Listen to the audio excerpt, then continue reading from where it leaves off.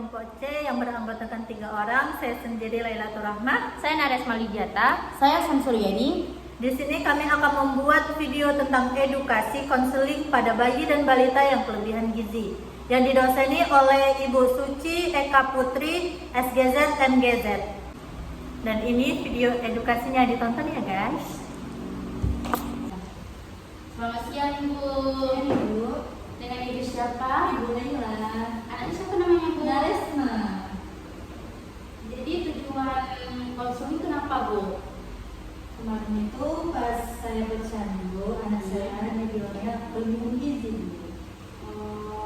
Boleh lihat data lengkap si adiknya Bu?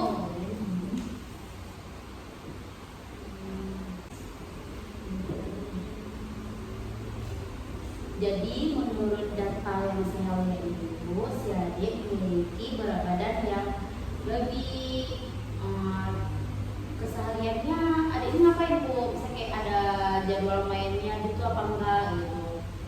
Ya, jarang gerak sih, lebih kebanyakan tidur.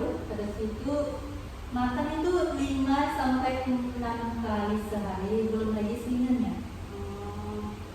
Berarti Ibu udah tahu nggak nih dampaknya apa kalau kelebihan gizi?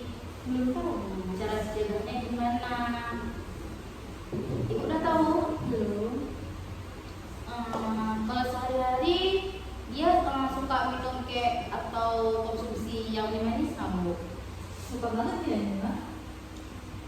Jadi nanti saya akan jelasin bagaimana cara mencegahnya, bagaimana dampak dari kelebihan gizi tersebut ya Bu. Di sini ada bagaimana apa itu kelebihan gizi, penyebabnya, dan cara mencegahnya ya Bu. Di sini saya akan jelasin ya Bu, bagaimana cara mencegahnya. Cara cegahnya itu berikan makanan seimbang. Si adik ini suka buah, kasih buah, sayuran, atau protein dan karbohidrat itu yang sesuai dengan kebutuhan si adik.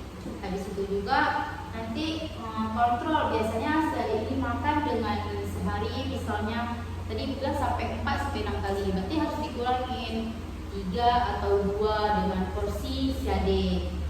Dan juga nanti ibu ini bisa untuk mendorong si adik misalnya kayak bermain kayak biar fisiknya nih berolahraga gitu. Dan juga batasi makanan yang tidak sehat, misalnya cepat saji, yang yang gulanya tinggi, dan juga yang berlemak. Di sini juga nanti ibu udah tahu penyebab kelebihan gizi itu apa?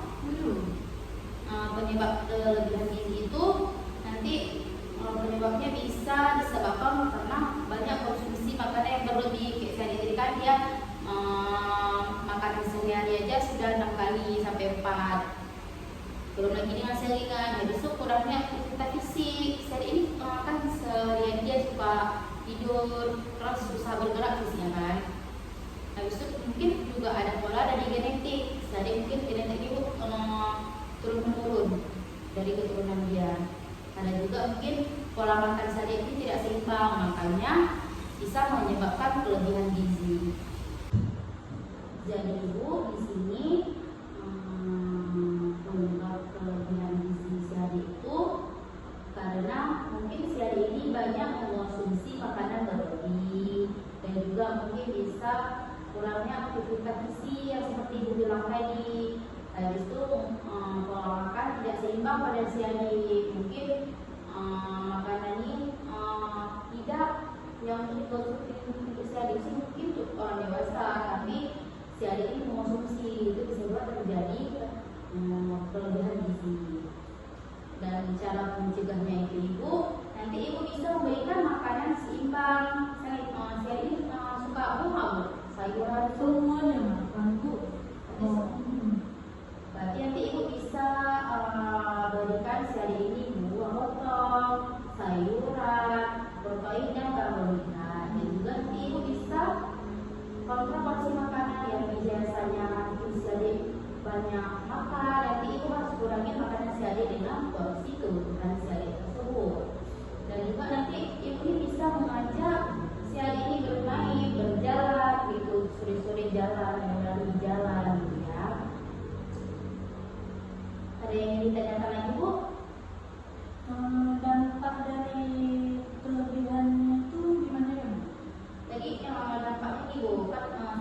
jelasin sebelumnya di lalu itu bisa terjadi nanti siang ini terjadi berat badan itu berlebih, obesitas, habis itu penyakit degeneratif seperti kena diabetes, hipertensi, dan penyakit jantung. Mungkin kalau untuk selanjutnya nanti itu bisa terjadi gangguan pencernaan. Jadi ada yang ditanyakan Ibu?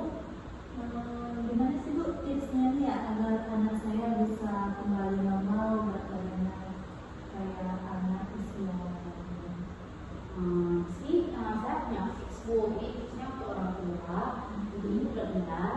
Yang pertama itu perhatikan kebiasaan makan. Berarti kita harus menyesuaikan seperti saya bilang tadi, sampaikan tadi. Habis itu juga banyakin siade ini untuk minum air putih karena kan itu bagus kan untuk pencernaan siade gitu. Habis itu buatkan jadwal waktu main tuh adik. Berarti ada waktu dia bermain, ada waktu dia belajar, ada waktu dia tidur siang gitu. Dan juga nanti ibu harus konsulkan ke dokter gitu untuk dicek apakah badan siade ini sudah terlihat dengan semua dia atau enggak gitu.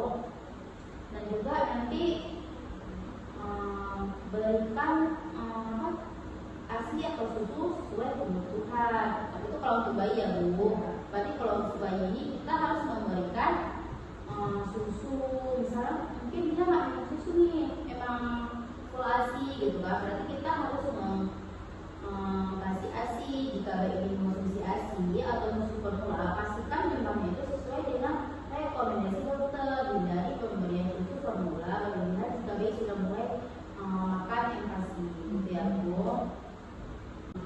Nah, di sini saya akan kasih menu untuk bayi dan balita Bu, gitu kan. Berarti untuk bayi dari 6 sampai 12 bulan itu sesuaikan tekstur makanan dengan kemampuan bayi tersebut, seperti halus, lunak, atau cincang atau potongan kecil. Untuk balita untuk saya ini ibu bisa buat omelet telur saja Bu. Kalau misalnya adik suka telur gitu kan, telur itu didada dengan bayam atau tomat gitu. Bisa juga nanti berikan sekali ini sebotol roti gandum gitu. Dan juga banyak minum air putih seperti saya sampaikan tadi Bu. Jadi cuma itu Bu, apa yang harus dijelaskan lagi atau mungkin ada yang nggak dilakuin sebelum itu Bu. Terima kasih. Jadi sebelum itu tadi ya Bu. Terima kasih. Mungkin itu saja video edukasi dari kelompok kami. Bila ada kurang dan salah kami mohon maaf. Wassalamualaikum warahmatullahi wabarakatuh.